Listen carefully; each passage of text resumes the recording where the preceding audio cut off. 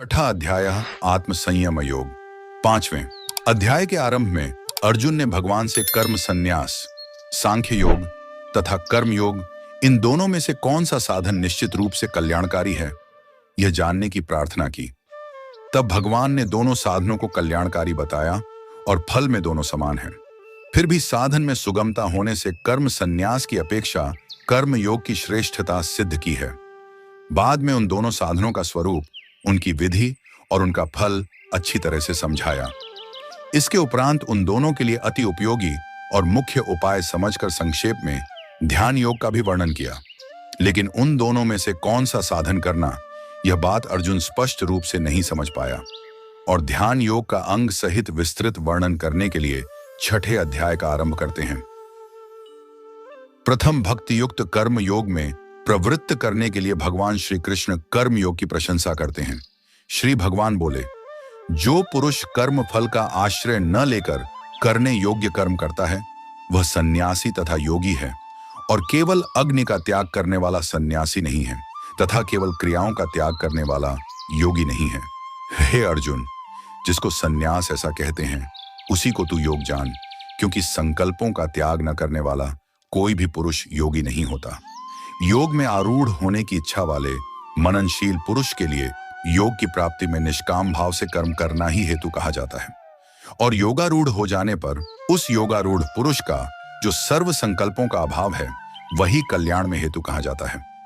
जिस काल में न तो इंद्रियों के भोगों में और न कर्मों में ही आसक्त होता है, उस काल में सर्व संकल्पों का त्यागी पुरुष योगारूढ़ कहा जाता है। अपने द्वारा अपना संसार समुद्र से उद्धार करें और अपने को अधोगति में न डालें, क्योंकि यह मनुष्य आप ही तो अपना मित्र है और आप ही अपना शत्रु हैं। जिस जीवात्मा द्वारा मन और इंद्रियों सहित शरीर जीता हुआ है, उस जीवात्मा का तो वह आप ही मित्र है, और जिसके द्वारा मन तथा इंद्रियों सहित शरीर नहीं जीता गया है, उसके लिए वह आप ही शत्रु के सदृश शत्रुता में बरतता है। सर्दी गर्मी और सुख दुख आदि में तथा मान और अपमान में जिसके अंतःकरण की वृत्तियां भली भांति शांत हैं, ऐसे स्वाधीन आत्मा वाले पुरुष के ज्ञान में सच्चिदानंद घन परमात्मा सम्यक प्रकार से ही स्थित है, अर्थात उसके ज्ञान में परमात्मा के सिवा अन्य कुछ है ही नहीं। जिसका अंतःकरण ज्ञान विज्ञान से तृप्त है, जिसकी स्थिति विकार रहित है, जिसकी इंद्रियां भली भांति जीती हुई हैं और जिसके लिए मिट्टी पत्थर और सुवर्ण समान है, वह योगी युक्त अर्थात भगवत प्राप्त है। ऐसा कहा जाता है। सुहृद मित्र, वैरी उदासीन, मध्यस्थ, द्वेष्य और बंधुगणों में, धर्मात्माओं में और पापियों में भी समान भाव रखने वाला अत्यंत श्रेष्ठ है। मन और इंद्रियों सहित शरीर को वश में रखने वाला, आशा रहित और संग्रह रहित योगी अकेला ही एकांत स्थान में स्थित होकर आत्मा को निरंतर परमात्मा लगावे, शुद्ध भूमि में जिसके ऊपर क्रमशः कुशा, मृगछाला और वस्त्र बिछे हैं, जो न बहुत ऊंचा है न बहुत नीचा, ऐसे अपने आसन को स्थिर स्थापना करके उस आसन पर बैठकर चित्त और इंद्रियों की क्रियाओं को वश में रखते हुए मन को एकाग्र करके अंतःकरण की शुद्धि के लिए योग का अभ्यास करे। काया, सिर और गले को समान एवं अचल धारण करके और स्थिर होकर अपनी नासिका के अग्रभाग पर दृष्टि जमाकर अन्य दिशाओं को न देखता हुआ ब्रह्मचारी के व्रत में स्थित, भय रहित तथा भली भांति शांत अंतःकरण वाला सावधान योगी मन को रोककर मुझ में चित्त वाला और मेरे परायण होकर स्थित होवे, वश में किए हुए मन वाला योगी इस प्रकार आत्मा को निरंतर मुंह परमेश्वर के स्वरूप में लगाता हुआ मुझ में रहने वाली परमानंद की पराकाष्ठा रूप शांति को प्राप्त होता है। हे अर्जुन, ये योग न तो बहुत खाने वाले का, न बिल्कुल न खाने वाले का, न बहुत शयन करने के स्वभाव वाले का और न सदा ही जागने वाले का ही सिद्ध होता है। अंदुखों का नाश करने वाला योग तो यथा योग्य आहार विहार करने वाले का, कर्मों में यथा योग्य चेष्टा करने वाले का और यथा योग्य सोने तथा जागने वाले का ही सिद्ध होता है। अत्यंत वश में किया हुआ चित्त जिस काल में परमात्मा में ही भली भांति स्थित हो जाता है, उस काल में संपूर्ण भोगों से स्पृहारहित पुरुष योग युक्त है। ऐसा कहा जाता है। जिस प्रकार वायु रहित स्थान में स्थित दीपक चलायमान नहीं होता, वैसी ही उपमा परमात्मा के ध्यान में लगे हुए योगी के जीते हुए चित्त की कही गई है। योग के अभ्यास से निरुद्ध चित्त जिस अवस्था में उपराम हो जाता है और जिस अवस्था में परमात्मा के ध्यान से शुद्ध हुई सूक्ष्म बुद्धि द्वारा परमात्मा को साक्षात करता हुआ सच्चिदानंद घन परमात्मा में ही संतुष्ट रहता है। इंद्रियों से अतीत केवल शुद्ध हुई सूक्ष्म बुद्धि द्वारा ग्रहण करने योग्य जो अनंत आनंद है, उसको जिस अवस्था में अनुभव करता है और जिस अवस्था में स्थित यह योगी परमात्मा के स्वरूप से विचलित होता ही नहीं, परमात्मा की प्राप्ति रूप जिस लाभ को प्राप्त होकर उससे अधिक दूसरा कुछ भी लाभ नहीं मानता, और परमात्मा प्राप्ति रूप जिस अवस्था में स्थित योगी बड़े भारी दुख से भी चलायमान नहीं होता, जो दुख रूप संसार के संयोग से रहित है तथा जिसका नाम योग है, उसको जानना चाहिए। वह योग न उकताए हुए अर्थात धैर्य और उत्साह युक्त चित्त से निश्चय पूर्वक करना कर्तव्य है। संकल्प से उत्पन्न होने वाली संपूर्ण कामनाओं को निःशेष रूप से त्याग कर और मन के द्वारा इंद्रियों के समुदाय को सभी ओर से भली भांति रोककर क्रम क्रम से अभ्यास करता हुआ उपरति को प्राप्त हो तथा धैर्य युक्त बुद्धि के द्वारा मन को परमात्मा में स्थित करके परमात्मा के सिवा और कुछ भी चिंतन न करे। यह स्थिर न रहने वाला और छंछल मन जिस जिस शब्दादि विषय के निमित्त से संसार में विचरता है, उस विषय से रोककर यानी हटाकर इसे बार बार परमात्मा में ही निरुद्ध करे। क्योंकि जिसका मन भली प्रकार शांत है, जो पाप से रहित है और जिसका रजोगुण शांत हो गया है, ऐसे इस सच्चिदानंद घन ब्रह्म के साथ एक ही भाव हुए योगी को उत्तम आनंद प्राप्त होता है।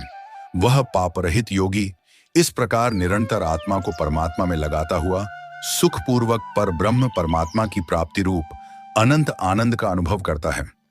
सर्वव्यापी अनंत चेतन में एक ही भाव से स्थिति रूप योग से युक्त आत्मा वाला तथा सब में संभव से देखने वाला योगी आत्मा को संपूर्ण भूतों में स्थित और संपूर्ण भूतों को आत्मा में कल्पित देखता है। जस जो पुरुष संपूर्ण भूतों में सबके आत्म रूप मुह वासुदेव को ही व्यापक देखता है और संपूर्ण भूतों को मुह वासुदेव के अंतर्गत देखता है, उसके लिए मैं अदृश्य नहीं होता और वह मेरे लिए अदृश्य नहीं होता। जो पुरुष एक ही भाव में स्थित होकर संपूर्ण भूतों में आत्म रूप से स्थित मुझ सच्चिदानंद घन वासुदेव को भजता है, वह योगी सब प्रकार से बरतता हुआ भी मुझ में ही बरतता है। हे अर्जुन, जो योगी अपनी भांति संपूर्ण भूतों में सम देखता है और सुख अथवा दुख को भी सब में सम देखता है, वह योगी परम श्रेष्ठ माना गया है। अर्जुन बोले, हे मधुसूदन, जो यह योग आपने संभव से कहा है, मन के चंचल होने से मैं इसकी नित्य स्थिति को नहीं देखता हूं, क्योंकि हे श्री कृष्ण, यह मन बड़ा चंचल प्रमथन स्वभाव वाला, बड़ा दृढ़ और बलवान है। इसीलिए उसका वश में करना मैं वायु को रोकने की भांति अत्यंत दुष्कर मानता हूं। श्री भगवान बोले, हे महाबाहो, निसंदेह मन चंचल और कठिनता से वश में होने वाला है, परंतु हे कुंती पुत्र अर्जुन, यह अभ्यास और वैराग्य से वश में होता है। जिसका मन वश में किया हुआ नहीं है, ऐसे पुरुष द्वारा योग दुष्प्राप्य है और वश में किए हुए मन वाले प्रयत्नशील पुरुष द्वारा साधन से उसका प्राप्त होना सहज है। यह मेरा मत है।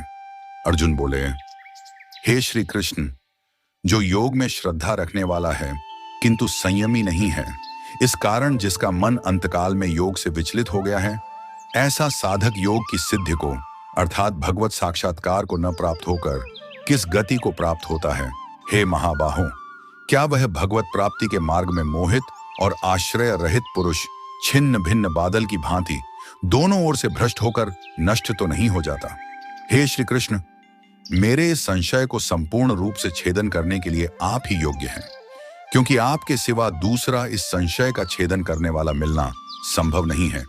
क्या श्रीमान भगवान बोले, हे पार्थ, उस पुरुष का न तो इस लोक में नाश होता है और न परलोक में ही, क्योंकि हे प्यारे, आत्मोद्धार के लिए अर्थात भगवत प्राप्ति के लिए कर्म करने वाला कोई भी मनुष्य दुर्गति को प्राप्त नहीं होता। योग भ्रष्ट पुरुष पुण्यवानों लोकों को अर्थात स्वर्ग आदि उत्तम लोकों को प्राप्त होकर उनमें बहुत वर्षों तक निवास करके फिर शुद्ध आचरण वाले श्रीमान पुरुषों के घर में जन्म लेता है, अथवा वैराग्यवान पुरुष उन लोकों में न जाकर ज्ञानवान योगियों के ही कुल में जन्म लेता है। परंतु इस प्रकार का जो यह जन्म है सो संसार में निसंदेह अत्यंत दुर्लभ है। वहां उस पहले शरीर में संग्रह किए हुए बुद्धि संयोग को अर्थात राम बुद्धि रूप योग के संस्कारों को अनायास ही प्राप्त हो जाता है। और हे कुरुनंदन, उसके प्रभाव से वह फिर परमात्मा की प्राप्ति रूप सिद्धि के लिए पहले से भी बढ़कर प्रयत्न करता है। वह श्रीमानों के घर जन्म लेने वाला योग भ्रष्ट पराधीन हुआ भी उस पहले के अभ्यास से ही निसंदेह भगवान की ओर आकर्षित किया जाता है, तथा संबुद्धि रूप योग का जिज्ञासु भी वेद में कहे हुए सकाम कर्मों के फल को उल्लंघन कर जाता है। परंतु प्रयत्न पूर्वक अभ्यास करने वाला योगी तो पिछले अनेक जन्मों के संस्कार बल से इसी जन्म में संसिद्ध होकर संपूर्ण पापों से रहित हो फिर तत्काल ही परम गति को प्राप्त हो जाता है। योगी तपस्वियों से श्रेष्ठ है, शास्त्र ज्ञानियों से भी श्रेष्ठ माना गया है, और सकाम कर्म करने वालों से भी योगी श्रेष्ठ है। इससे हे अर्जुन, तू योगी हो। संपूर्ण योगियों में भी जो श्रद्धावान योगी मुझ में लगे हुए अंतरात्मा से मुझको निरंतर भजता है, वह योगी मुझे परम श्रेष्ठ मान्य है। इस प्रकार उपनिषद, ब्रह्म विद्या तथा योग शास्त्र रूप श्रीमद् भगवद गीता के श्री कृष्ण अर्जुन संवाद में आत्म संयम योग नामक छठा अध्याय संपूर्ण हुआ। हेलो दोस्तों, ऐसी वीडियो को देखने के लिए वीडियो को लाइक और चैनल को सब्सक्राइब कर लीजिए। आपको ऐसी वीडियो हमेशा देखने को मिलती रहेंगी।